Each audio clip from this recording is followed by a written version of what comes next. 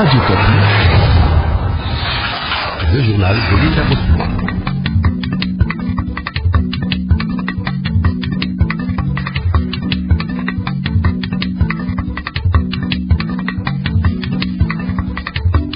Nouvelle réglementation de l'importation des minerais de son, elle entre en vigueur en 2021, suivant l'accord final donné hier par le Parlement européen. Sa mission, garantir et s'assurer qu'il n'y a pas de lien entre la chaîne d'approvisionnement et les conflits armés. Reprise des négociations directes hier au siège de la SENCO à Kinshasa. Travaux qui reprennent sur fond de crise au sein du rassemblement, mais pour les évêques, cette affaire interne ne concerne pas la majorité. Toujours pas de nouvelles des deux experts de l'ONU et leurs accompagnateurs disparus depuis le 13 mars dernier dans le Kasaï central. La MONUSCO qui dit poursuivre ses recherches lance un appel à tous ceux qui détiendraient des informations irrélatives.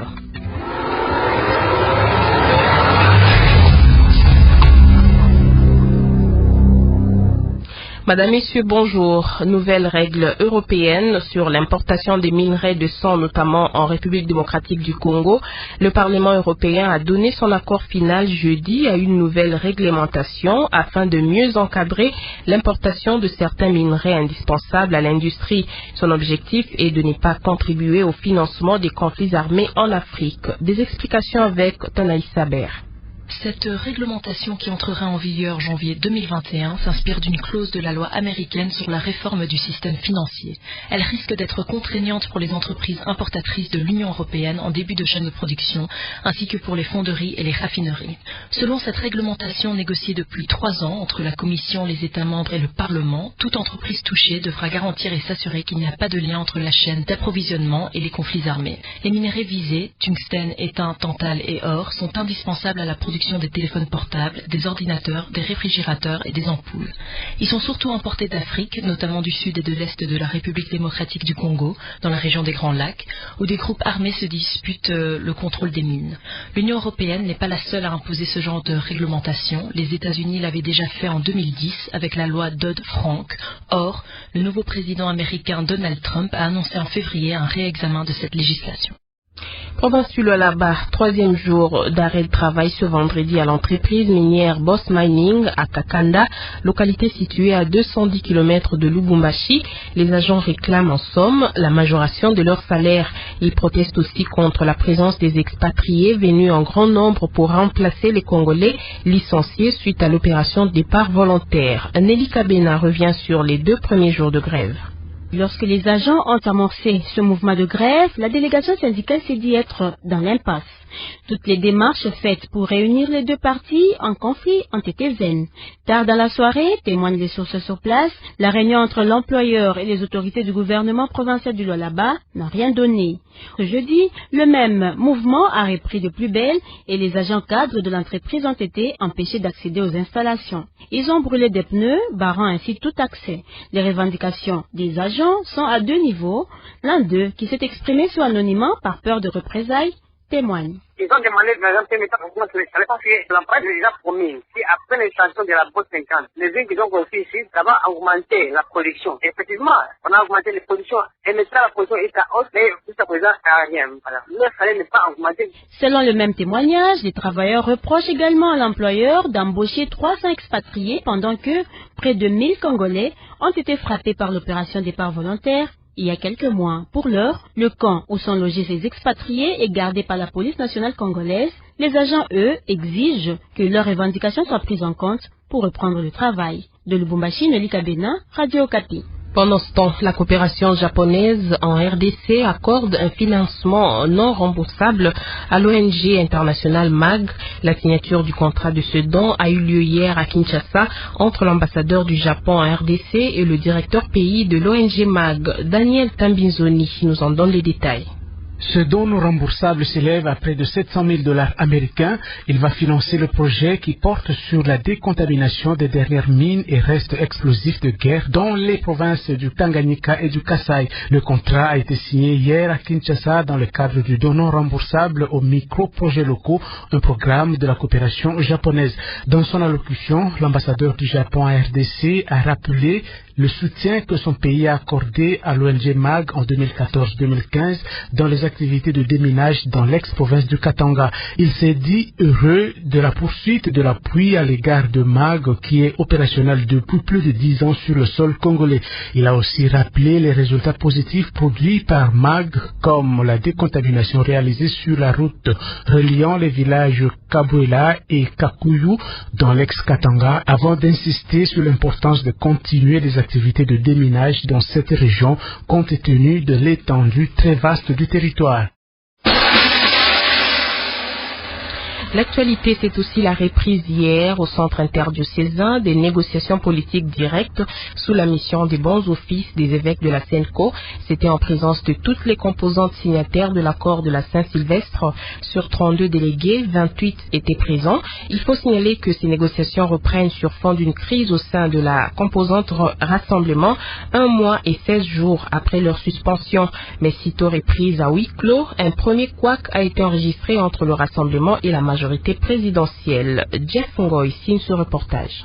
Après avoir fait sortir de la salle la presse, les délégués de la majorité présidentielle soulèvent des inquiétudes quant au problème des dissidences au sein du rassemblement qui doit être aplani avant de continuer. Ils sollicitent un peu de temps pour s'imprégner à nouveau de l'accord signé le 31 décembre. Une pause de quelques minutes leur est accordée. Cependant, les évêques leur répondent que l'affaire interne au rassemblement ne les concerne pas. Le vide à la tête de ces regroupements politiques a déjà été comblé, selon le président de la Senco, Monseigneur Marcel Outembi. Tout récemment, les rassemblements venaient de rendre publique sa restructuration dans laquelle sont identifiés ceux qui ont le pouvoir d'engager cette famille politique devant les tiers. Le bureau de la mission des beaux offices prend acte de cette organisation et estime que le vide est désormais comblé à la tête du rassemblement. Le président de la conférence épiscopale nationale du Congo interpelle ainsi les parties prenantes aux négociations sur la nécessité de conclure rapidement l'arrangement particulier autour notamment du mode de désignation du Premier ministre et de la répartition des postes ministériels.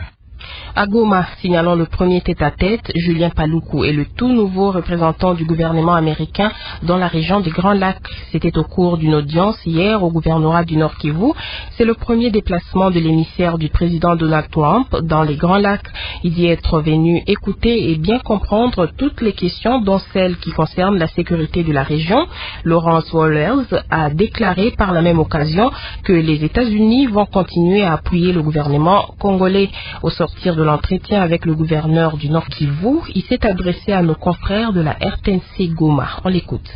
Je suis en train de faire une tournée, évidemment Kinshasa, et puis ici je continue au Rwanda et au Burundi, parce que ça fait partie du dossier des Grands Lacs. Donc c'était vraiment un moment pour moi d'avoir les entretiens. Je suis venu à l'écoute de vos experts, de vos élus, pour essayer de bien comprendre la situation ici. Donc on a eu un très bon échange, on a parlé de la situation dans les tribus. Ça va me permettre de mieux faire mon travail au retour à Washington. Je dois faire un briefing à mes supérieurs. Les États-Unis est très impliqués depuis très longtemps, directement à travers l'USAID. Il fait pas mal de programmes à la fois humanitaire et en soutien à la gouvernance et indirectement parce qu'on contribue fortement à la présence de MONUSCO. Donc je vois notre programme et mon rôle plutôt dans un cadre de continuation, ce qu'on fait depuis longtemps, et notre soutien au programme de votre gouvernement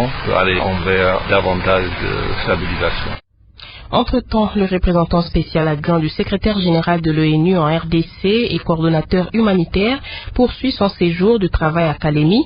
Hier, après sa rencontre avec les autorités provinciales du Tanganyika, il s'est rendu à Kamala, dans le territoire de Manono, pour rencontrer les déplacés internes. D'après lui, cette visite avait pour objectif de s'enquérir de la situation humanitaire préoccupante des plus de 470 000 déplacés internes suite au conflit intercommunautaire dans cette zone. Mamadou Diallo s'est dit très touché par la souffrance de ces personnes. Il l'a dit à Amourialeka.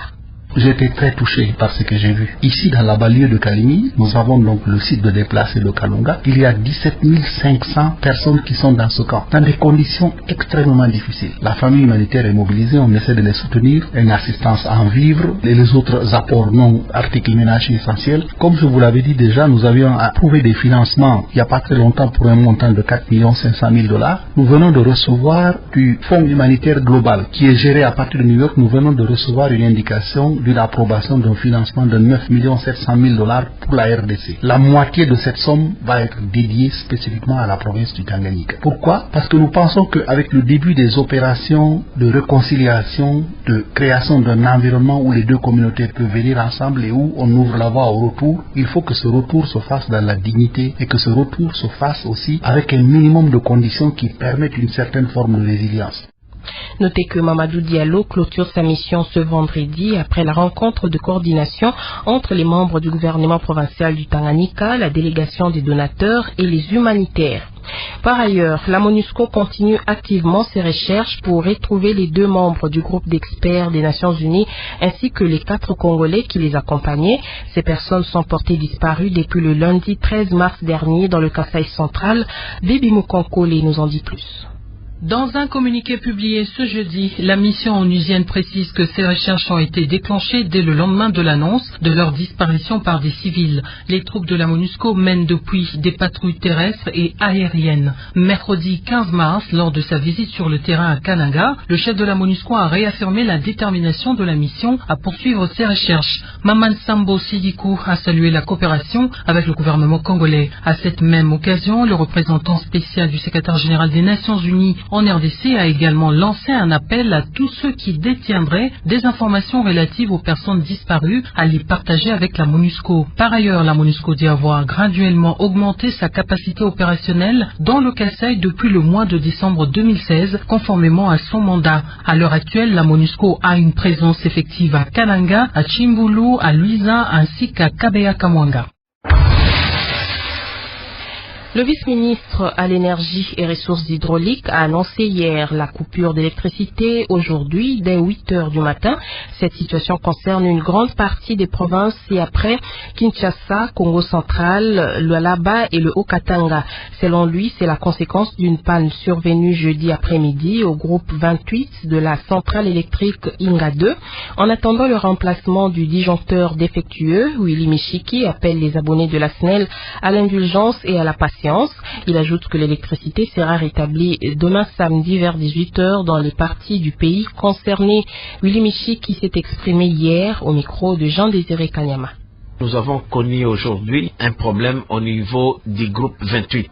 C'est sur la centrale d'Ingade où le G28 pose problème. Il s'agit ici de pouvoir remplacer le disjoncteur qui est le 220 kV. Et les travaux, on estime que ça pourrait nous prendre au maximum 2 jours. C'est comme ça que nous présentons nos excuses à tous nos abonnés et nous leur demandons un peu plus de patience puisque à partir de 8 heures, c'est vendredi, nous serons obligés de délester une bonne partie de la ville de Kinshasa, de la province du Congo central, de la province de Lualaba et de la province de Haut-Katanga, puisque la perte de charge est estimée à environ 130 MW à partir de Ingade. Nous estimons terminer les travaux le samedi à 18 h. Voilà.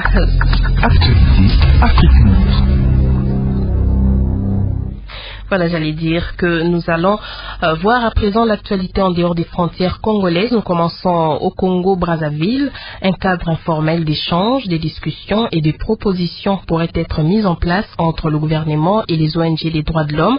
Le ministre de la Justice, Pierre Mabiala, a échangé directement hier jeudi avec les ONG des droits de l'homme pendant plus de 5 heures. Il a décidé de créer ce cadre informel permanent. Les ONG souhaitent que les portes des prisons leur soient ouvertes pour qu'elles aillent constater dans quelles conditions sont détenus les prisonniers dits politiques. Au Moyen-Orient, la Syrie tire des missiles en réponse à un raid aérien israélien sur son territoire. Selon Damas, l'armée israélienne a visé une cible militaire près de Palmyre, dans le centre du pays. Les échanges des tirs n'ont pas fait des victimes. Les autorités syriennes ont affirmé avoir abattu un avion israélien, ce qu'Israël a démenti. 33 réfugiés somaliens, dont des femmes et des enfants, ont été tués par des tirs sur leur embarcation en mer Rouge, ont indiqué ce vendredi des responsables de la ville yéménite de Hodeïda, contrôlée par les rebelles chiites. Les corps de 33 réfugiés ont été transportés dans les hôpitaux de la ville portuaire, où 35 blessés ont été admis, a affirmé un responsable des services de santé, en disant ignorer les circonstances de l'attaque. Le bilan de 33 morts a été confirmé par un responsable portuaire. Terminons en France, où les policiers en charge de l'enquête sur la fusillade survenue jeudi dans un lycée ont interpellé et placé en garde à vue le frère d'un ami proche du tireur, a-t-on appris ce vendredi des sources proches du dossier. Cette interpellation est la deuxième après celle du tireur, un adolescent de 16 ans. Le lycéen, apparemment motivé par les mauvaises relations qu'il entretenait avec d'autres élèves, a ouvert le feu jeudi dans son lycée. Voilà tout pour la synthèse de l'actualité internationale.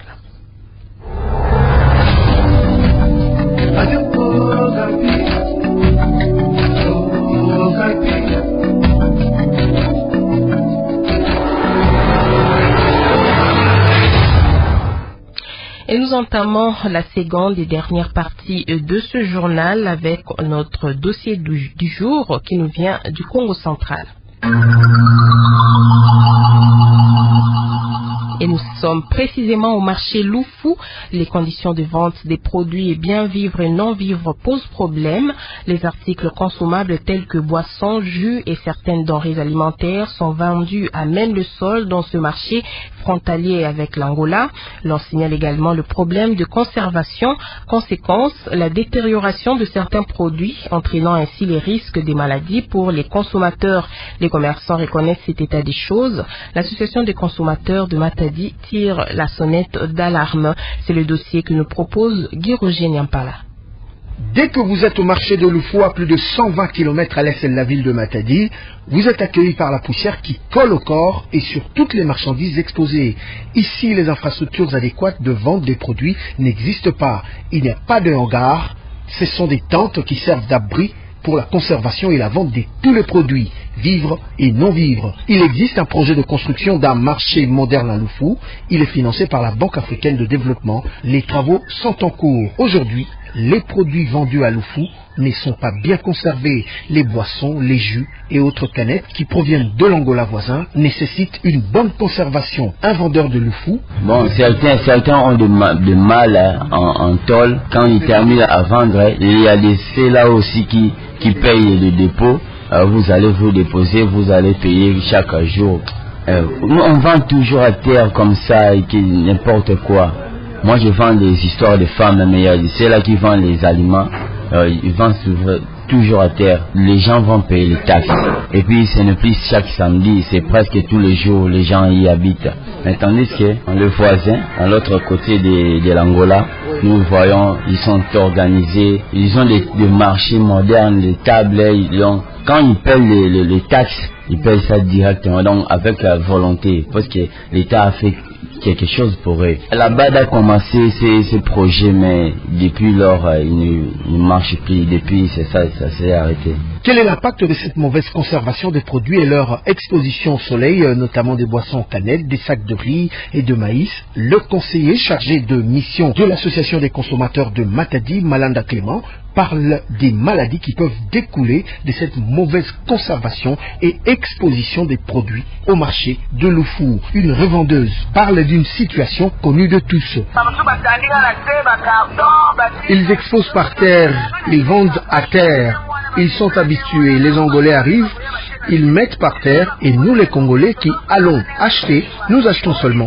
La manière dont ils ont exposé, l'hygiène est sur place, l'ANER est sur place, tous les services qui devraient s'occuper de ces choses sont là, mais ils ne font rien. Ils ne sont là seulement que pour l'argent. Nous allons demander à l'État de nous aider. Nous allons là-bas avec des risques et des maladies. Il faut également appuyer la construction de ce marché moderne qui permettra une meilleure conservation des produits. Pour l'association des consommateurs de Matadi, les commerçants de Lufu doivent également prendre conscience de cette situation. Ce marché reçoit plus de 20 000 personnes chaque jeudi, vendredi et samedi. En termes de marchandises, pour parler d'un seul produit, notez que le marché de Lufu reçoit plus d'une vingtaine de conteneurs de 40 pieds de boissons en moyenne par semaine selon actualité.cd. Matadi, Guirogé Niampala, Radio Okapi. Merci à vous qui nous suivez à partir du marché Lufu. Nous sommes à la frontière entre le Congo central ici en RDC et l'Angola. C'était là donc le dossier du jour proposé par Guirogé Niampala.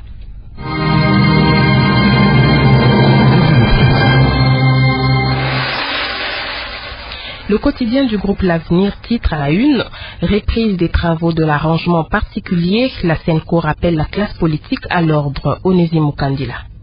Depuis la disparition du leader Maximo, relève le confrère, nombreux sont les Congolais qui ne savent plus à quel sens se vouer. De son côté, actualité.cd publie « Arrangement particulier ». Fridolin Mbongo demande au peuple de mettre la pression sur les politiciens. De l'autre bout de la lorgnette, le journal La Prospérité annonce le déblocage des discussions directes. Félix Tshisekedi cherche à rencontrer Joseph Kabila. C'est la reprise de tous les espoirs, note la consoeur. Hier, en effet, la Senco a relancé les échanges pour la finition de l'arrangement particulier sur fond d'un malaise au rassemblement où la question de la succession d'Étienne Tshisekedi alimente encore les débats. C'est ainsi que le tabloïd Le Phare met en vedette Monseigneur Outembi renvoie Olengankoy derrière Félix Tshisekedi. Dans la même veine, le journal Forum des Assignes, Sankourou, le caucus MSR G7 salue la désignation de Félix Tshisekedi et Pierre Lumbi. Toutefois, 7 sur 7.cd rapporte que la majorité présidentielle exige que soit rediscuté le poste de président du Conseil national de suivi de l'accord. Aussi, le même média annonce-t-il, mode de désignation du Premier ministre, MP et rassemblement divisé, la proposition de la Senco attendue ce vendredi. Vous pouvez également retrouver ce qu'il faut retenir de cette première journée de la reprise des discussions sur www.politico.cd. Sous un autre chapitre, le quotidien L'Avenir lance prorogation du mandat de la MONUSCO. Il n'y aura zéro augmentation des troupes. De son côté, le journal Le Phare titre Moïse Katumbi à Lusaka. Forte agitation à Kinshasa, ce sur quoi embraye Politico.cd en titrant « Quand Kinshasa demande à Lusaka de ne pas accorder de visa à Moïse Katumbi ». Et pour clore, le tabloïd Le Phare revient à la charge et renseigne que la Russie et la Chine refusent d'écouter Filimbi et Lazado. Ce n'est pas votre cas, chers auditeurs, puisque vous nous êtes toujours fidèles. Merci à vous, Onésime Mukandila, pour cette revue de presse. On va passer au sport.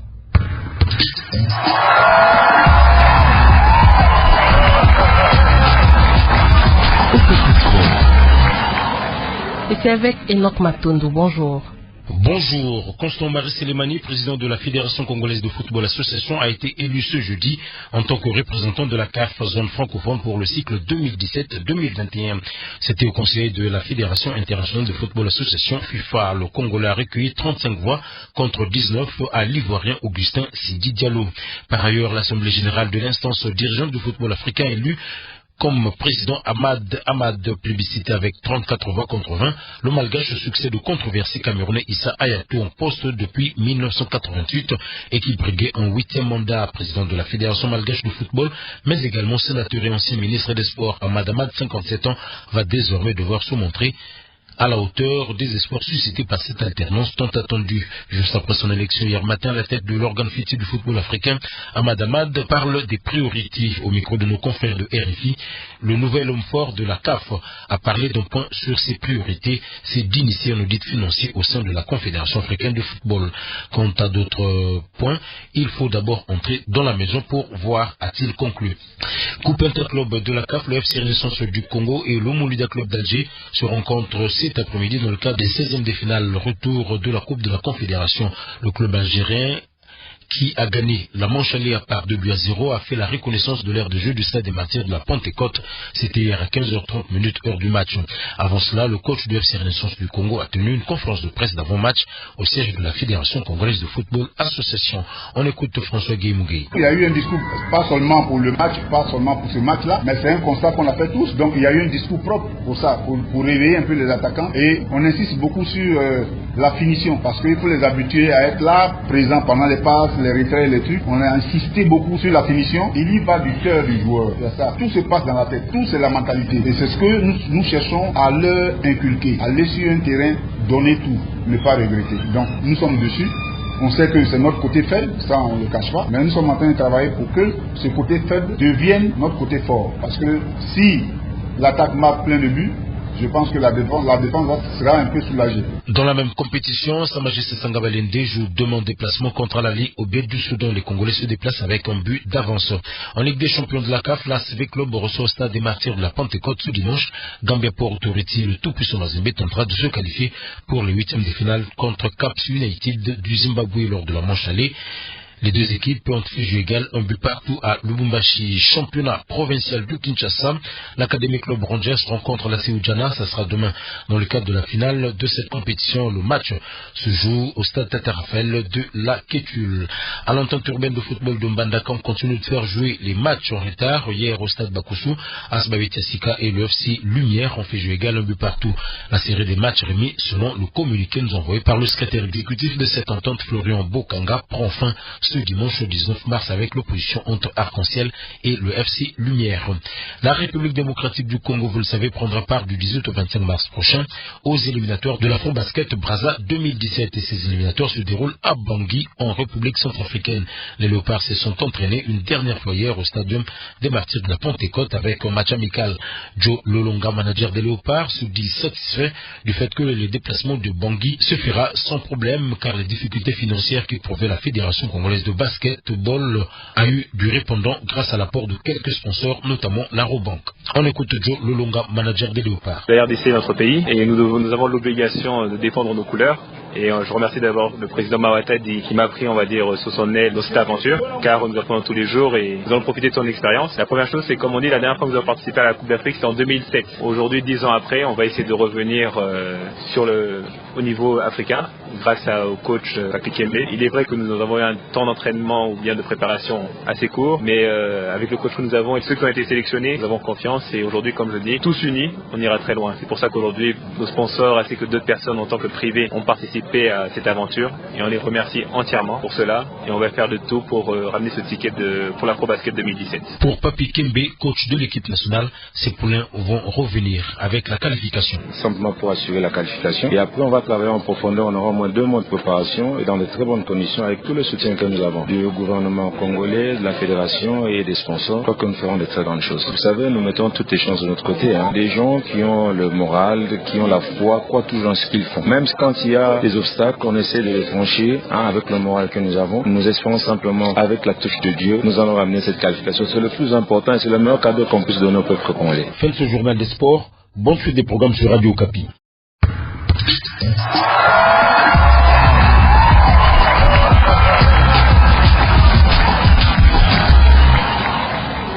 Merci à vous, Enoch Matondo, de nous l'avoir présenté. Avant de clore, notez que ce vendredi 17 mars 2017, $1 américain s'achète à 1313 francs congolais et se vend à 1367 francs congolais au taux de la Banque centrale du Congo au BCC. Et merci d'avoir suivi ce journal, coordonné et supervisé par Julien Nyamweni, à la mise en onde Dieudonné Nyangasa et devant ce micro Belinda Bossouma. Merci d'avoir été le nôtre. Très bonne suite de programme sur Radio Okapi.